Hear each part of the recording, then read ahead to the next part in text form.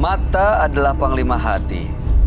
Segala yang kita kerjakan adalah wujud misteri yang bergejolak dalam hati. Baik, buruk, kejam, pilu, sampai kisah ironis, semua akan kita kuak di sini. Menembus mata batin. Di program ini kami akan mengundang orang-orang yang pernah ataupun masih melakukan tindakan di luar batas kewajaran. Dan bintang tamu yang sudah hadir pada malam hari ini adalah Sarah Ardelia. Selamat malam, Sarah. Selamat malam, Mas Bayu. Kamu sejauh ini pernah punya pengalaman mistis nggak? Punya banget, sekitar 7 tahun yang lalu ya. Yang paling gak bisa dilupakan adalah aku pernah matain sebuah keris.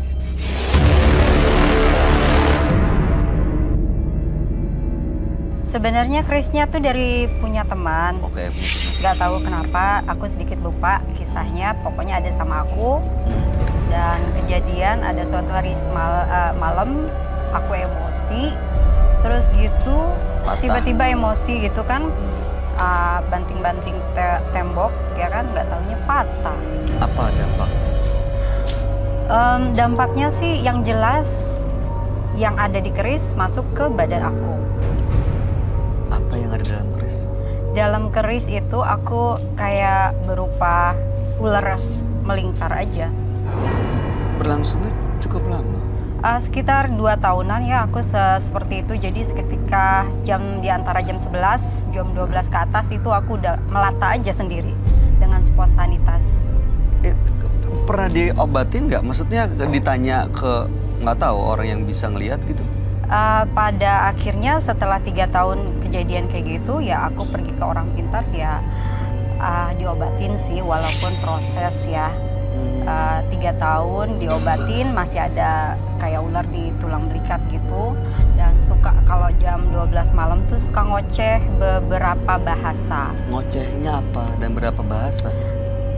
Aku merasa sadar, tapi yang ngoceh itu bukan aku. Kayak bahasa Jawa, bahasa Sunda, terus bahasa daerah lainnya gitu loh. Jadi benar-benar ngoceh, kayak nenek-nenek ngoceh. Keris itu masih disimpan? Udah nggak ada. Saya nggak tahu lagi. Dan sekarang udah nggak pernah kejadian kayak gitu lagi? Alhamdulillah hari ini udah nggak kejadian lagi gitu. Baik, mudah-mudahan sekarang dan kedepannya nggak pernah kejadian seperti itu lagi ya Sarah. Amin. Baik, kami akan langsung ajak Sarah untuk bertemu dengan partisipan yang pertama. Baik. Berikut ini akan hadir seorang perempuan yang mengaku memiliki sosok khodam dari leluhurnya. Malam hari ini kami akan panggil dia dengan nama samaran. Kami persilahkan Rahayu.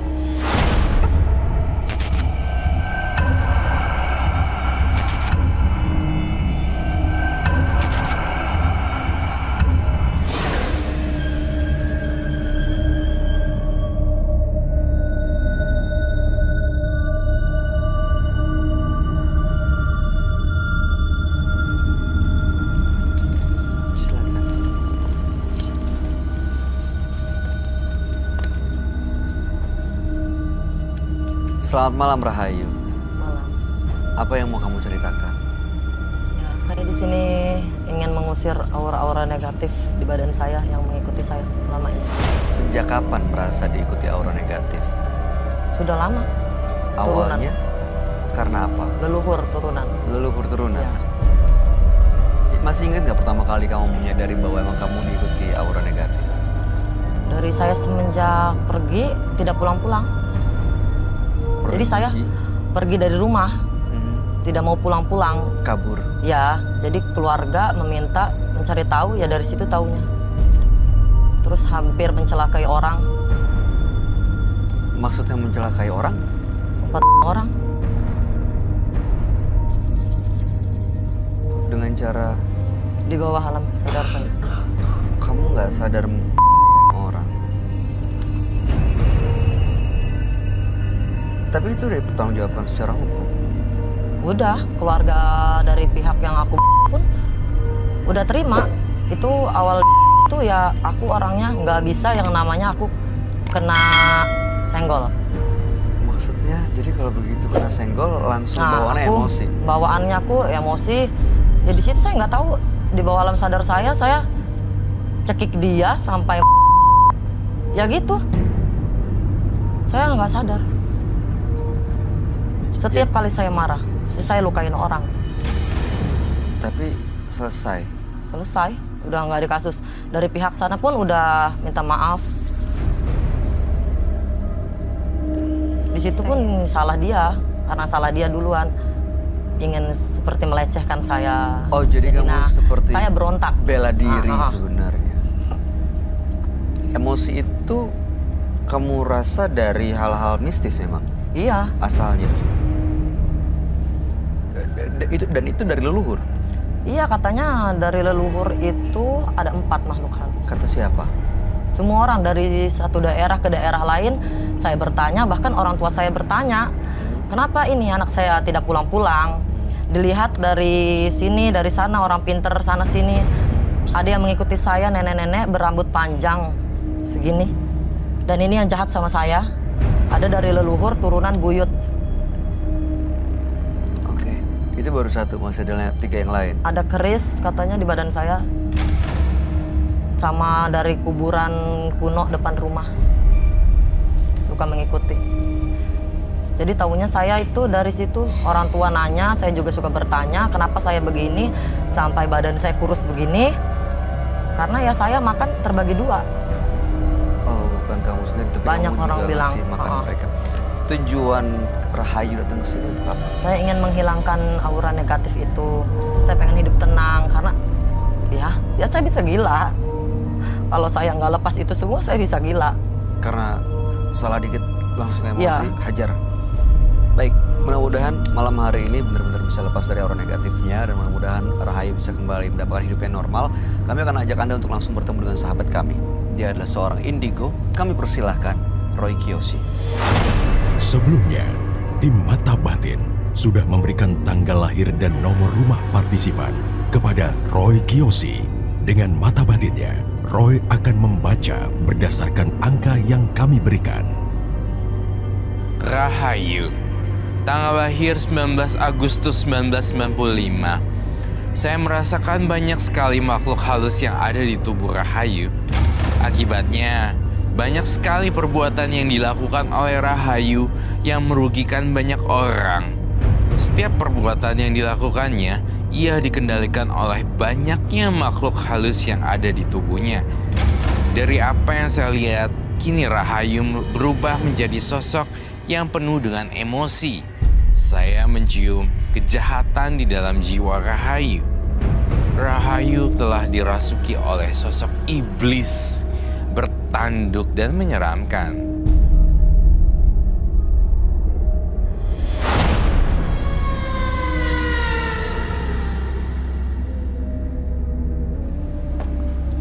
Selamat malam. Selamat malam, Selamat Roy. malam. Silakan duduk semuanya. Terima kasih. Silakan semuanya. Oh, sebelum saya membacakan namanya, saya ingin sekali butuh cap jempol. 3 jari. Kenapa, Roy? Saya ingin tahu. Sidik jarinya dia. Iya. Kau ambil 3. Oke, 3 jari.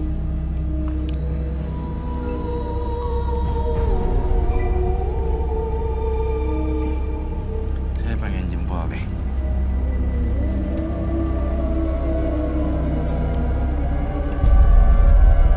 Oh, dia dihuni makhluk halus. Wow. Rahayu dengan tanggal 19 bulan 8 1995. Rahayu ini tadi merasa diikuti oleh sosok aura negatif dan itu adalah warisan dari leluhurnya yang membuat dia emosional. Sering waktu itu marah dan kesenggol orang, langsung emosi. Bahkan waktu itu sempat orang tanpa dia sadar karena adanya sosok mistis. Ya, sudah diselesaikan dan dikeluarkan karena emang dia tanpa sadar karena pengaruh aura negatif itu.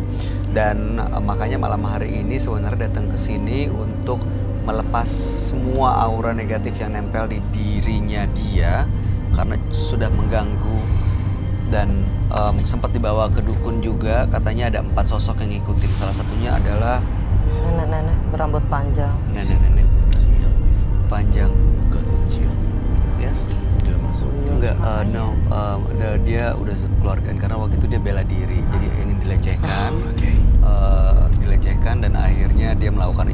nggak sadar karena ini hal mistis, jadi memang sudah selesai. Oke. Karena itu isu yang sangat sensitif kan. Ya, Saya melihat gambaran nenek-nenek yang sangat menyeramkan sekali. Sejak kapan sih ngerasa diikuti oleh nenek-nenek?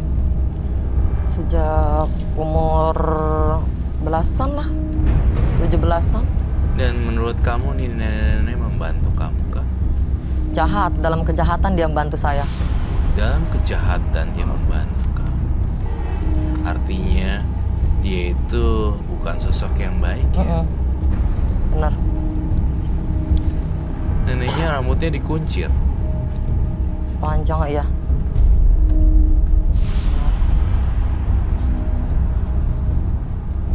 itu kalau lagi marah, emosional, benar-benar nggak sadar. Nggak sadar.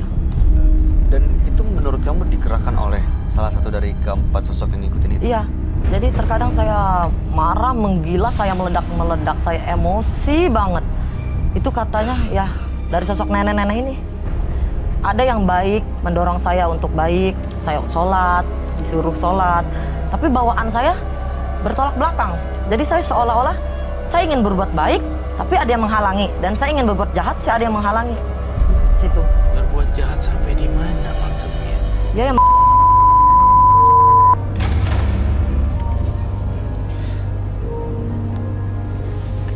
Orang tua pernah ngasih tahu bahwa memang keluarga ada yang pernah melakukan hal mistis atau memelihara Ada. sesuatu. Dan kenapa kamu yang diwariskan sosok Adamnya? saya tidak tahu. Ini sosok yang sangat aneh, Bay. Iya. Seorang nenek-nenek tapi tinggal tulangnya. Kemudian juga Iya. Kayak gini. tapi rambutnya Bentuknya. apa itu ya? Panjang tapi putih. Ntar kita lihat di sini ada white color or not. Tulang-tulangnya kelihatan gitu. Betul sekali, tulang-tulangnya kelihatan sekali semuanya. Namanya juga makhluk halus ya. Jadinya enggak beraturan gitu. Emang bener kalau dia emosional tuh karena sosok ini, Roy? Benar sekali, Bay. Dia ternyata jujur. Oke, jadi emang dia benar-benar nggak sadar yang melakukan apa. Gak sadar melakukan apapun. Nenek ini ya kalau saya bilang ini jahat loh neneknya. Bisa dibilang ini nenek ini mengendalikan Rahayu ketika dia bengong, kosong, Berarti memang mikirin masa lalu, mikirin yang sedih-sedih. Seperti itu. Thank you. Wajahnya, ekspresinya, tatapan matanya, ini kayak memang menggambarkan sosok yang buas dan menyeramkan. Emang. Ini yang mengendalikan Rahayu ya. Rambutnya tuh sebenarnya nggak putih loh. Rambutnya sebenarnya nggak hitam loh. Putih gitu loh kayak. Putih nenek-nenek. Iya putih nenek-nenek gitu loh. Lo pernah lihat kan? Kakek-kakek pernah lihat. Apa? Kakek-kakek pun. Kakek-kakek juga, nenek-nenek juga. Ya, ada dua. Jadi kakek-kakek, nenek-nenek sama yang dua itu, ya itu keris. Di badan katanya ada keris saya, ada nenek-nenek, ada kakek-kakek, saya ada keris dan saya diikutin makhluk halus dari depan rumah kuburan kuno. Dari kecil. Kamu sekarang teriak deh sekenceng-kencengnya. Saya pengen tahu nih, mohon maaf ya. Dengan segala kerendahan hati sekali, saya tidak bermaksud menantang. Tapi saya pengen, ini Rahayu, ini makhluk halus. Mau dong, saya ngeliat makhluk halusnya muncul di sini dan teriakan yang keras-keras banget. Kalau udah lagi Sekenceng-kencengnya. emosi, seperti Saya apa rasa kelihatan? waktu pas dia emosi, dia langsung keluar makhluk halusnya. Cobain deh. Kamu muncul panggil. Buka aja maskernya, ntar kita blur, teriakin. Ya silakan.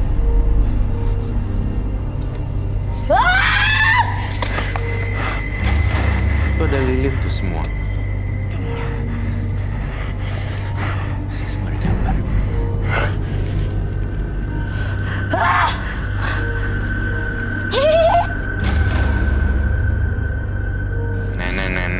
ada dalam tubuh situ. Keluar! Saya sengaja Ini gambar. cucu cicit saya. Gak ada cucu cicit mengganggu. Saya gambar muka kamu jelek. Sengaja. Saya ungkap jati dirinya. Itu bayar kan? Oh iya buat kamu. Kamu fokus ya. Fokus yang besar. Maksud Roy, kamu jangan jadi korban. Kita gini. Kalau kamu nggak kuat, jangan lihat matanya. Oke. Karena aku Kamu sensitif loh. tadi di sini udah pusing. Sebelah kanan nih ada rasa aura Iya. negatifnya juga kenceng ya. Udah pusing. Kamu emang pancing. Nggak takut sama kamu. Matanya putih loh. Keluarin nenek-nenek ini. Saya mau gambar nenek-nenek ini. Mukanya emang jelek kamunya. Dia emosi begitu. Saya ada dalam diri anak ini. Oke. Terus kenapa? Dan saya mau gambar muka yang jelek kamu keluar dari badan ini. Roy. Loh,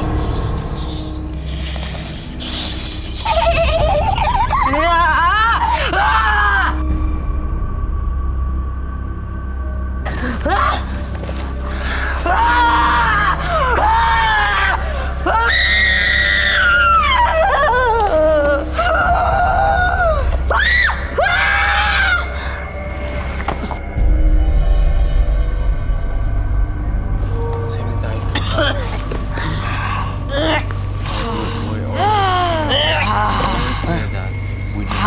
Iya sih. Going on. Ini aku nggak. Ini masih. Minta tisu sama air minum. Tolong. Never know what's going on. Iya ini. 5 minutes. Pergi kamu. Iya. Keluar. Dia kayak mau keluar tapi nggak bisa ketahanin. Keluar. Keluar kalau mau muntahin.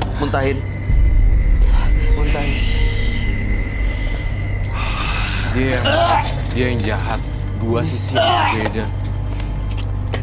Keluar!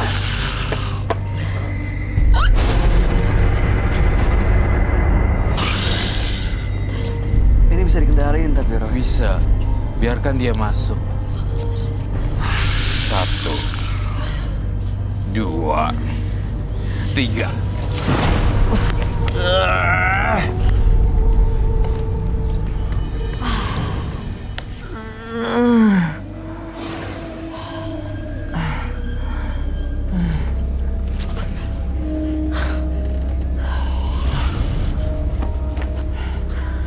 Yang saya tahu, dia adalah sosok jin yang baik, Sosok jin yang baik nggak apa-apa ya. sosok yang baik.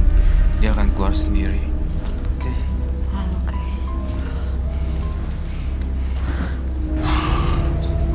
Tolong dibangun. Tolong. Dibersihin dulu muka tolong. Ada dua dunia di sini. Dunia yang kegelapan dan dunia yang terang. Sama-sama saling mempunyai ilmu gaib. Maskernya. Dan dia berusaha untuk menenangkan. Kalau yang versi ini versi yang baik. Kalau yang itu versi hitam. Justru itu yang versi negatifnya. Makanya tadi dia bilang katanya ada yang menggerakkan dia untuk berbuat baik, ada yang menggerakkan dia berbuat jahat. Begitu dia kemasukan yang sosok negatif, justru yang positif nih masih ada di Sarah ya. Iya, Mbak Sarah ternyata punya kekuatan Dia bisa gaib manggil. itu untuk ngusirin itu semuanya.